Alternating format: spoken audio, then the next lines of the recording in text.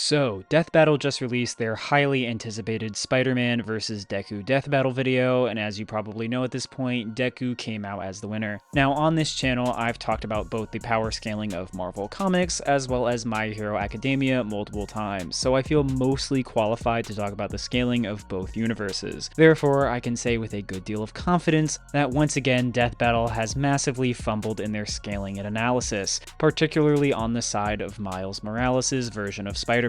So today I'm going to go over what Death Battle got right, what they get wrong, and who really wins between Spider-Man and Deku. If you like this kind of stuff, make sure to like and subscribe, and let's jump right in. Now, as this is a debunk video rather than a straight versus battle analysis, I have to lay out a couple of ground rules. Primarily, Death Battle does not deserve harassment for anything they do, but is pretty much the largest and most popular source of power scaling content on the internet. I think it is only fair that the information and opinions they give out be met with well thought out criticism and critique, like I hope to do with this video. I'm here to attack the arguments made, not the people behind them. Next, I only care about the actual analysis of the characters and what they can do. Therefore, I am completely ignoring the animation at the end of the battle. It has no impact on the video besides who actually wins at the end. With all that understood, let's begin with the bulk of this video's problems with the analysis of Spider-Man.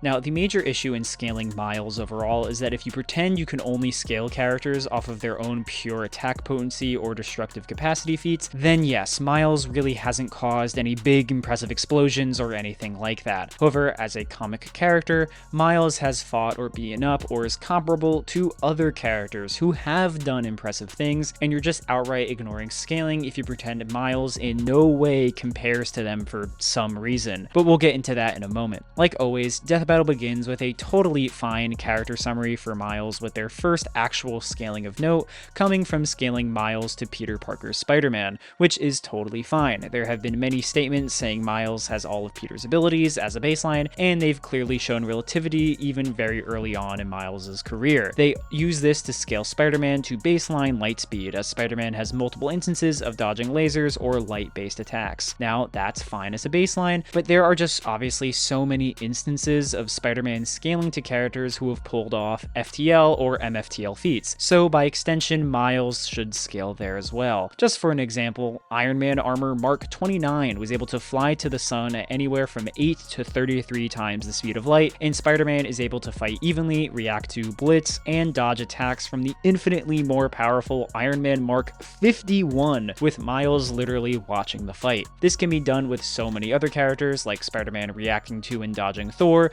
who is dozens of feats at MFTL speeds and beyond, but you get the picture. Regardless, calling him just a light speed character is certainly a nasty low end of what he can potentially do.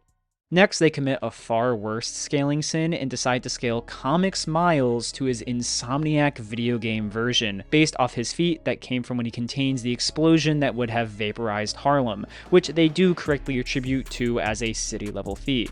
They justify this by saying the comics version of the Insomniac characters scale to mainline comic versions in the little blurb at the top of the screen. There are multiple issues with this, like massive continuity differences and errors and plot holes caused by these crossovers, like Insomniac Peter somehow not knowing what a multiverse is after clearly experiencing a multiversal crossover, but more importantly, even the author of these comics can't say with confidence that these stories are canon to the games. This would essentially be the same thing as scaling the Spider-Verse movies version of Miles to Comics Miles. So no, bottom line is that game Miles does not scale the same as Comics Miles or caps his power in any way. The only reason they probably did this is because this is probably the most accessible feat that any version of Miles has done without properly scaling him to other characters and their feats. This is especially ironic given that later on they try to once again cap his vibranium suit to a similar tier by actually using a feat from Sam Wilson. So they use other characters' feats to cap Miles' abilities rather than upscale them, even when the vibranium has nothing to do with his actual strength. In fact, in recent comics, Miles overpowers characters who can rip and tear his suit, scaling him over the vibranium mesh anyways. And weirdly enough, that's pretty much all they say about Miles. Most of the rest of this section is just going over random hacks abilities or his non-scaling based achievements. It's mostly fluff. Getting to the feat section again, it's mostly random stuff that doesn't really matter. It says a bunch of wins he has, but never goes into actually scaling how strong any of these people are. How strong is Venom? The symbiote dragon? Green Goblin? They never say. Funnily enough though, they specifically leave out some of the biggest feats and wins that Miles has gotten over his career as Spider-Man, probably because they consistently put him over the likes of Deku. So I can totally see how an outside viewer could look at this video, not knowing a lot about comics, and think that this was a fair analysis of Spider-Man. Now, I could talk about how Miles has consistently scaled to gods in Marvel for a while now, like being able to break Captain America's shield when Hercules literally couldn't, but right now, Miles' current comics run has him fighting against the gods of Marvel, essentially keeping pace with them, no different from anyone else. Now, this story is still ongoing, so we'll see how Miles ultimately compares, but they are using that version of Miles and bring up that he is a herald of the god Anansi. There's also the time he beat Blackheart after he literally off-screened an Avengers roster, which included She-Hulk, Thor, Iron Man, and Vision. This is the same version of Thor who casually battled around the entire solar system at massively faster than light speeds and manipulated Jupiter's red dot storm, which is literally larger than an entire planet. I know this sounds crazy, but what am I supposed to do? Just pretend this fight didn't happen? But anti-comic scalers might say I'm using something called chain scaling here, because Miles beat a guy who did a thing. So maybe it doesn't scale for whatever reason. So let's put Miles over someone who does have an impressive feat without having any other characters in the middle to muddy the scale. This is Fin Fang Foom, a big alien dragon guy who shows up randomly from time to time across comics. Anyway, here is an explicit feat and statement that he was shaking and causing earthquakes across the entire planet to such a degree that he was going to tear it apart. And here is Miles one-shotting him with a Venom Blast years before he actually mastered the ability and got the massive amps from the vibranium armor. Long story short, Miles consistently within combat can scale to characters who are at worst planet level. Of course, he can't blow up planets like it's Dragon Ball, but to say he's only something like city level is simply a horrendous lowball.